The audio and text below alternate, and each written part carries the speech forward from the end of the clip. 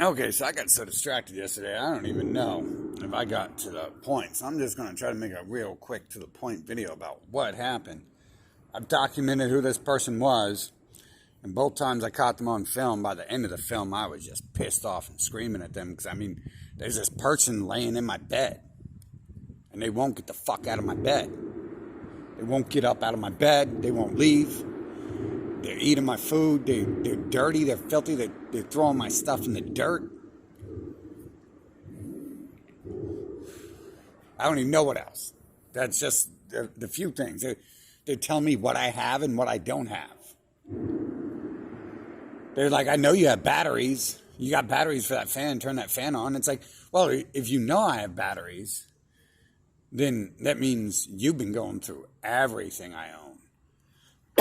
But obviously you can't count, because if you could count, you could count that I need more batteries than I have. If you want to contribute $1 or something, or more likely the $10 it will cost for those batteries, then you can do that. You know, this is the stuff I dealt with for like a week here. And then like every 2 days, the cops came and checked on this person. I've never had like the cops come and check on me or anything like that. No one's ever came and like my family maybe, my mother, my father, probably my aunt and my uncle checked on me at one point in time or something. My grandma probably checked on me before, but other than that, hey, ain't no one ever come out checking on me. So it seemed really suspect that this person comes into my area acting like they're just dead in their head. But see, the thing is some people are dead in their head, right? And I feel like I like people like that. You know, I'm not trying to hurt them. I used to hang out. I used to be in a class across the classway from the mentally retarded kids, or whatever they want to call them. And, you know, my grandma taught me to not disrespect people like that, people with problems. But this person, they didn't always have a problem. They just seemed to they wanted their medication, because this country's made it legal and acceptable to get your medication. You're not a drug addict now. You're a medicated patient. You've upgraded. You're part of high class society now. Bull frickin' crap. Anyway, so that's what happened. You know, basically, to sum it all up, someone came out here and started trashing my stuff. I came back home from the gym one day, and they're laying in my bed. I didn't tell them they could come in my abode. I didn't tell them they could lay in my bed. You know what? If they would have asked for all these things, they did. They would have had it. Like this right here is laying out here because they asked. They were talking to me, and I suggested, hey, I'll give you a tarp so you can, you know, whatever. You do it, and obviously they used the tarp here. And it created a fire pit. I gave my whole notebook. Who cares about my notebooks and all my science and all that writing? And I don't even care anymore. Forget this whole world. So I just gave him my notebook to burn, one of my notebooks, and to start the fire. So I gave him the notebook to burn, full of more important information than they probably ever frickin' came up with. And then gave him the tarp here. And some other things. I offered him food.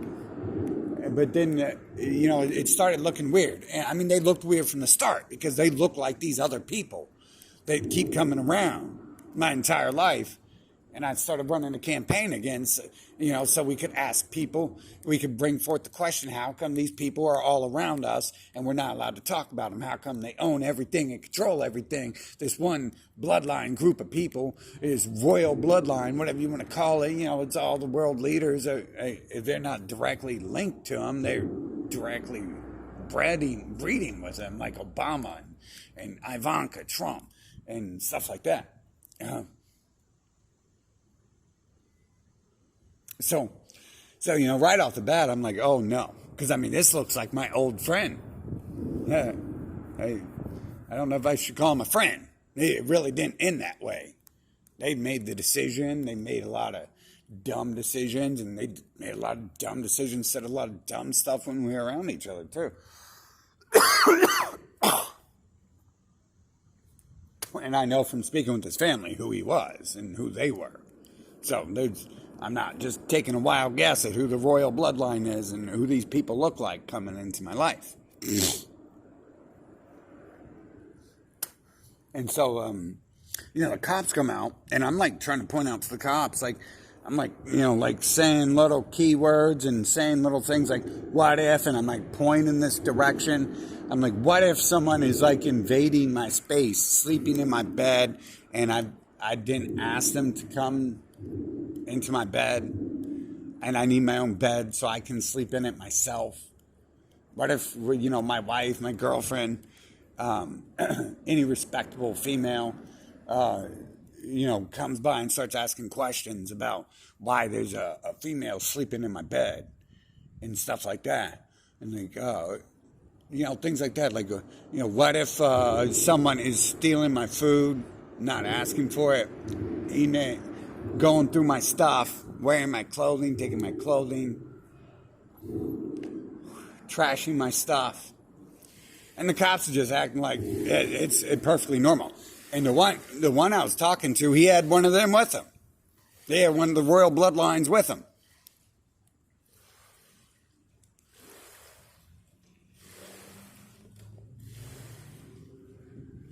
First cop was just a female. She didn't look like the royal bloodlines. Second one, the one I was like pointing stuff out to and trying to hint that there's like there's a serious situation going on here and stuff. And I'm kind of like scared. I'm kind of scared to just say like, hey, this person's doing this and that. Like, can we do something about it? Because they're within earshot range. So I'm like hinting and pointing, trying to drop the clues and stuff. But at this point, I'm scared of who this person is, what they have going on, what their plan is, why they're here, what they're doing. Because it clearly, they weren't here to like befriend me.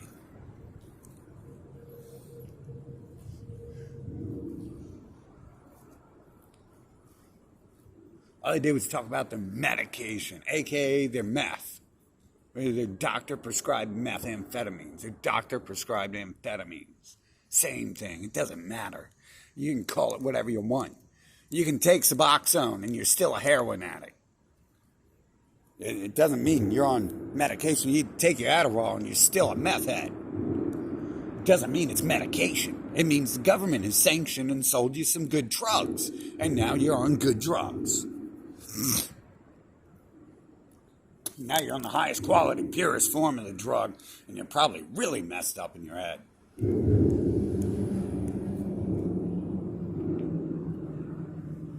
I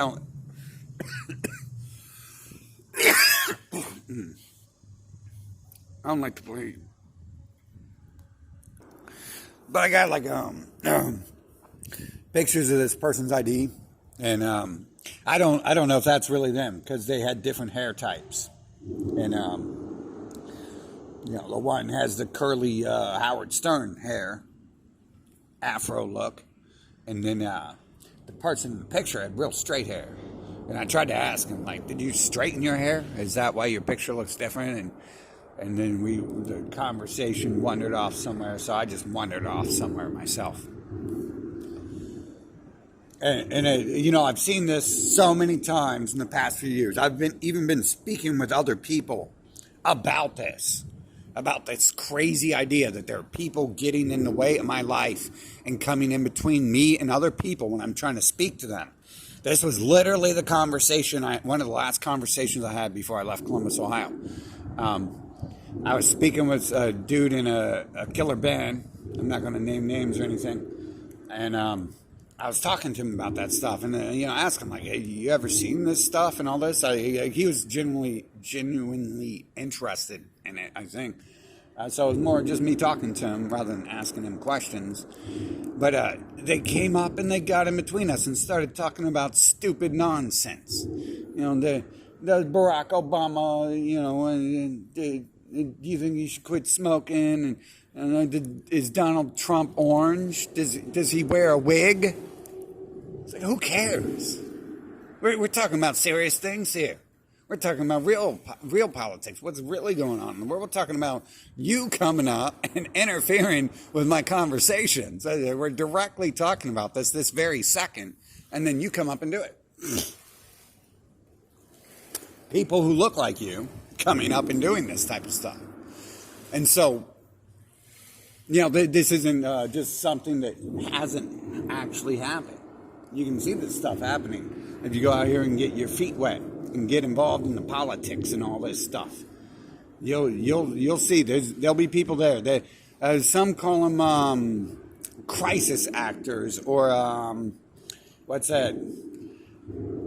People sent to infiltrate. I can't think of that exact word, but people like paid political dissenters. People just sent to cause problems and stir up issues. And it's like, well, it's not just people. It's like a certain group, apparently, who does this stuff and is in control of it. The group who owns the media and the governments and practically is the manager of most every store I've ever seen, in many cases in my travels and stuff. And so, what am I supposed to think when I see this stuff? Obviously, I've seen it enough that if it's a 10% chance it's happening like that, then I'm going to assume that it's happening like that because it's that dangerous of a situation. People shouldn't be coming out here. People shouldn't come around me anywhere, wherever I'm at, wherever here is. They shouldn't be coming and getting in the way of my life and, starting nonsense. And then it feels like it's like orchestrated many times. This has happened like so many times. And, considering the amount of people I deal with, like I don't deal with people. I've been not part of society for like 40 years. Schools would set me aside and put me in advanced classes and whatever nonsense they used to set me aside. Like, oh, sit down here while the other kids catch up. You read these books and the other kids are going to learn their ABCs 1, 2, 3, and you just sit there and do nothing. And it's like, so this is like kindergarten or something. So it's been since the day I stepped into society. Society has done this thing where I'm not part of it, so I don't hang out with society. And so once I started doing that, it was because of politics and stuff. And this stuff started happening. And yeah, maybe there are some people with some real issues, but it's like, no, some of these people, I don't think so, dude. Like, I seriously think they I'm not sure if they're crisis actors and they're good at acting like they're meth addicts or something, or if they're actually meth addicts and they're like being paid to like come and cause problems. But it's like one of the two is happening at least every now and then, where someone comes out and causes some problems, and it's like, wait a minute, like we don't have time for problems right now, and I think people watching me understand right now is not the time for problems, so it's the best time to cause a problem if you want some problems caused. And so then like this happens, like the whole questioning I put some of these people through, it doesn't add up sometimes, and it's like, oh, okay, and this and that. And then the appearance where people can just appear out of nowhere and stuff like that. And, knowing and understanding who I am. And I'm thousands of miles away from where I've ever been. I've only been here 2 days. No one even knows the first letter of my first name. How do they know anything else? They don't. They shouldn't. How does that happen?